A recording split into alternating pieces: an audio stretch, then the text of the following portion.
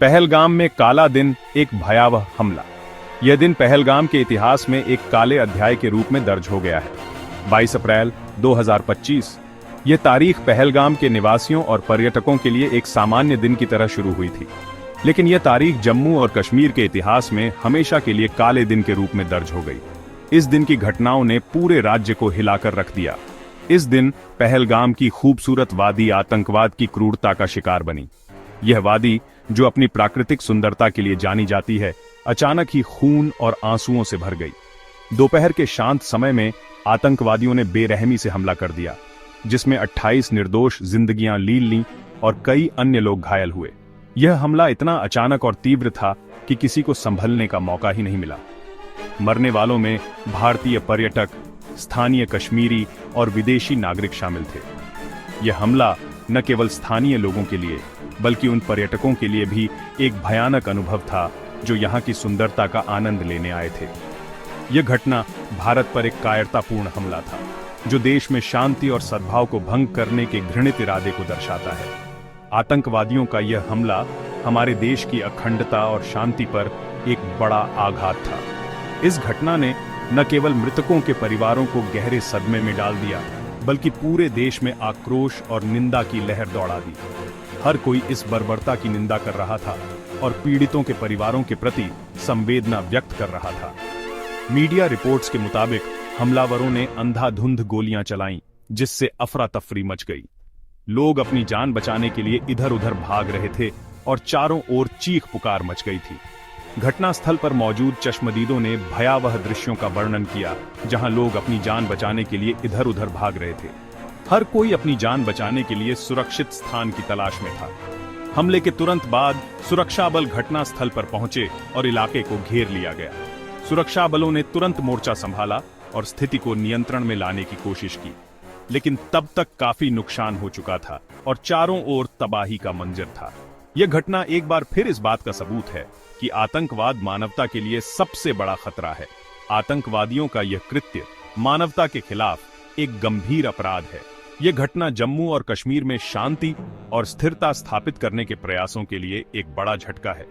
इस हमले ने शांति और स्थिरता की दिशा में किए जा रहे सभी प्रयासों को धक्का पहुंचाया है।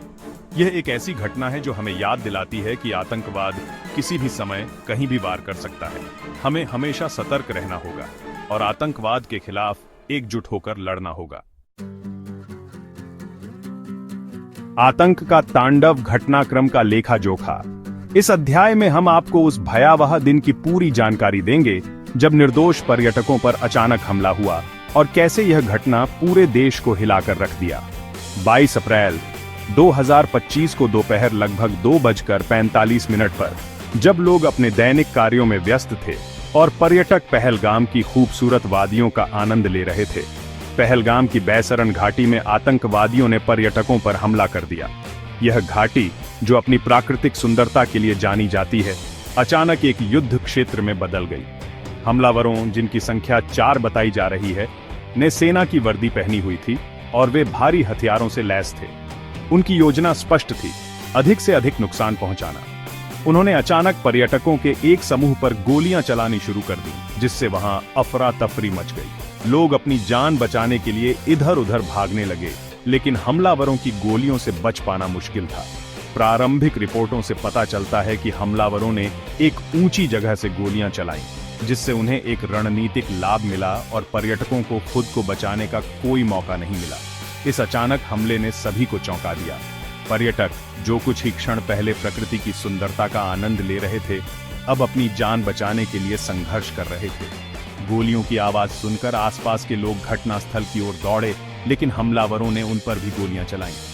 यह स्पष्ट था कि हमलावर किसी को भी नहीं बख्शने वाले थे, लेकिन हमलावरों ने उन पर भी गोलियां चलाईं। इस हमले ने पूरे इलाके में दहशत फैला दी और लोग अपनी जान बचाने के लिए सुरक्षित स्थानों की ओर भागने लगे।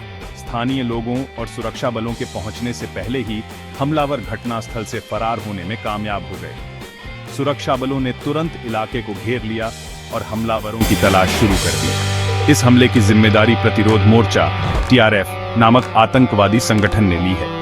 TRF ने एक बयान जारी कर इस हमले को अपनी सफलता बताया। TRF लश्कर-ए-तैयबा से जुड़ा हुआ है और पिछले कुछ समय से जम्मू और कश्मीर में सक्रिय है। यह संगठन अपने हिंसक गतिविधियों के लिए कुख्यात है और इस हमले ने उनकी क्रूरता को फिर से उजागर किया है। खुफिया एजेंसियों के मुताबिक TRF को पाकिस्तान से समर्थन प्राप्त है और इसका उद्देश्य कश्मीर में अशांति फैलाना है। यह संगठन पाकिस्तान की मदद से अपने नापाक इरादों को अंजाम देता है। इस घटना ने एक बार फिर साबित कर दिया है कि आतंकवाद आज भी भारत के लिए एक बड़ी चुनौती बना हुआ है। भारतीय सेना और सुरक्षा बल लगातार इस चुनौती का सामना कर रहे हैं और देश की सुरक्षा सुनिश्चित करने के लिए तत्पर है। इस घटना के बाद सुरक्षा एजेंसियों को हाई अलर्ट पर रखा गया है और पूरे जम्मू और कश्मीर में सुरक्षा व्यवस्था कड़ी कर दी गई है। सुरक्षा बलों ने इलाके में तलाशी अभियान तेज कर दिया है और हर संदिग्ध गतिविधि पर कड़ी नजर रखी जा रही है। आतंक के पीछे के कारण घाटी में उथल-पुथल क्यों? कश्मीर घाटी, जो कभी अपनी प्राकृतिक सुंदरता और शांतिपूर्ण जीवन के लिए जानी जाती थी, अब एक संघर्ष क्षेत्र बन गई है। यहाँ की सड़कों पर सन्नाटा पसरा रहता है और हर कोने पर सुरक्षा बलों की तैनाती दिखाई देती है। पहलगाम आतंकवादी हमले के पीछे के कारणों की जांच करना महत्वपूर्ण है। यह हमला न केवल घाटी में बल्कि पूरे देश में चिंता का विषय बन गया है। सुरक्षा बल हर पहलू की जांच कर रहे हैं ताकि इस हमले के पीछे के मास्टरमाइंड को पकड़ा जा सके और भविष्य में ऐसी घटनाओं को रोका जा सके। यह घटना जम्मू और कश्मीर में अलगाववाद और आतंकवाद के लंबे और खूनी इतिहास का एक और दुखद अध्याय है। हर हमले के बाद घाटी में सुरक्षा बलों की तैनाती बढ़ा दी जाती है, लेकिन हिंसा के निशान और लोगों के दिलों में डर बना रहता है। इस क्षेत्र में अशांति के कई जटिल और परस्पर जुड़े कारक हैं। विरोध प्रदर्शन, पत्थरबाजी और सुरक्षा बलों से झड़पें यहाँ की रोजमर्रा की जिंदगी का हिस्सा बन गई है। कुछ विश्लेषकों का मानना है कि 2019 में अनुच्छेद 370 को रद्द करने और जम्मू और कश्मीर के विशेष दर्जे को वापस लेने के बाद से आतंकवादी हमलों में वृद्धि हुई है।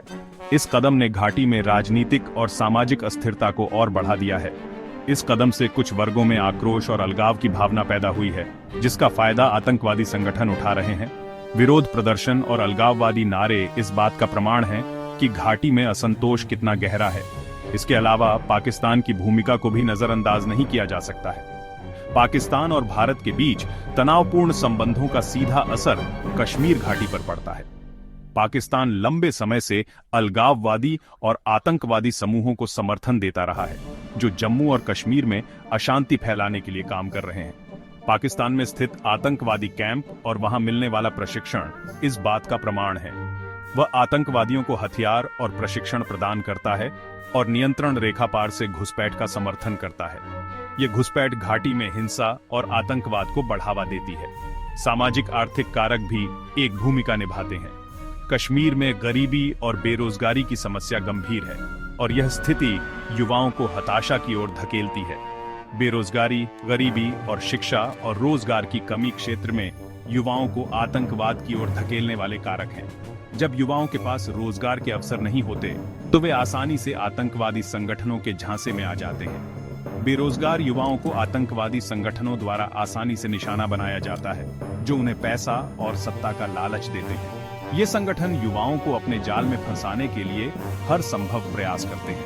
इसके अलावा कट्टरपंथी विचारधारा का प्रसार भी चिंता का विषय है। कट्टरपंथी विचारधारा युवाओं को हिंसा और आतंकवाद की ओर आकर्षित करती है। सोशल मीडिया और इंटरनेट ने आतंकवादी संगठनों के लिए युवाओं को कट्टरपंथी बनाने और भर्ती करने के लिए एक उपकरण के रूप में काम किया है। इंटरनेट पर उपलब्ध कट्टरपंथी सामग्री और सोशल मीडिया पर फैलाए जाने वाले प्रोपेगेंडा ने युवाओं को गुमराह करने में महत्वपूर्ण भूमिका निभाई है। घाटी में उथल-पुथल के पीछे के ये सभी कारण मिलकर एक जटिल और गंभीर समस्या को जन्म देते हैं, जिसका समाधान आसान नहीं है। सरकार की प्रतिक्रिया, त्वरित कार्रवाई और जमीनी हकीकत। पहलगाम आतंकवादी हमले की देश और दुनिया भर में कड़ी निंदा हुई है। भारत सरकार ने इस घटना पर कड़ी प्रतिक्रिया व्यक्त की है और दोषियों को सजा दिलाने का संकल्प लिया है। प्रधानमंत्री नरेंद्र मोदी ने अपनी विदेश यात्रा बीच में ही छोड़कर दिल्ली लौट आए हैं और सुरक्षा स्थिति की समीक्षा के लिए एक उच्च स्तरीय बैठक की अध्यक्षता की है। गृह मंत्री अमित शाह ने भी स्थिति का जायजा लेने और सुरक्षा व्यवस्था की समीक्षा के लिए श्रीनगर का दौरा किया है। सरकार ने राष्ट्रीय अन्वेषण एजेंसी (NIA) को इस घटना की जांच का जिम्मा सौंपा है। एनआईए ने घटना स्थल का दौरा किया है और सबूत इकट्ठा कर रही है। सरकार ने सुरक्षा बलों को आतंकवादियों के खिलाफ कड़ी कार्रवाई करने के निर्देश दिए हैं। सुरक्षा बलों ने पूरे जम्मू और कश्मीर में तलाशी अभियान तेज कर दिया है और कई संदिग्धों को हिरासत में लिया गया है। सरकार ने यह भी स्पष्ट कर दिया है कि वह आतंकवाद के खिलाफ अपनी लड़ाई में कोई कोताही नहीं बरतेगी। हालांकि कुछ आलोचकों का कहना है कि सरकार की प्रतिक्रिया केवल प्रतिक्रियावादी है और दीर्घकालिक समाधान प्रदान नहीं करती है। उनका तर्क है कि जम्मू और कश्मीर में अशांति के मूल कारणों का समाधान करने की आवश्यकता है, जिसमें राजनीतिक संवाद, आर्थिक विकास और सामाजिक न्याय शामिल हैं।